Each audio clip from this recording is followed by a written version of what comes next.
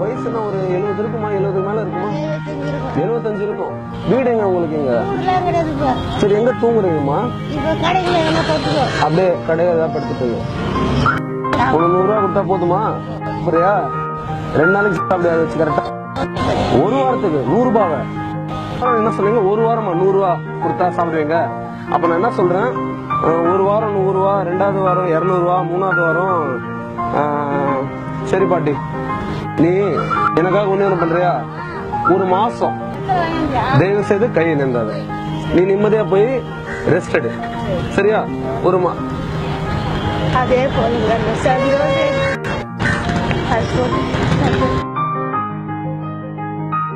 கரெக்டா ஒரு மாசமா 500 ரூபா. 500 ரூபா வேணுமா? 1000 ரூபா வேணுமா பாட்டி? அவ்வளவு வேணாமா?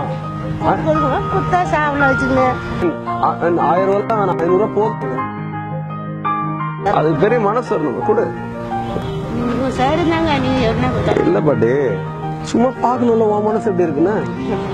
நீ இந்த 1000 வச்சுக்கோ, இது உனக்கு. திருப்பி யாரும் எங்களை பார்த்தா கூட இது மறந்துடணும். இது பையனா ஒரு அம்மா எல்லாரும், நான் மட்டும் இல்ல, என் பின்னாடி இருக்கிறவங்க, என்ன நேசிக்கிறவங்க, நம்ம பண்ணுவோம் நம்புறவங்க எல்லாருமே அவங்க சார்பா, சரியா? அண்ட் இது எங்க அம்மாக்கு நாங்க பிச்சையெல்லாம் தரல, ஏதோ ரோட்ல இருக்காங்கன்னு தரல. என் அம்மா இப்படி ரோட்ல இருந்தா விட்டுற முடியுமா? விட முடியாத. உங்களுக்கு என்ன வேணுமோ வாங்கி சாப்பிடுங்க, ரெஸ்ட் எடுங்க. 70-80 வயசு ஆயிடுச்சு.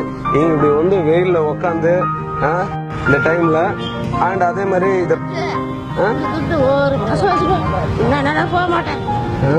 டீ வாங்கி சாப்பிட்டுன்னு பத்து கிடப்பேன். பத்திரமா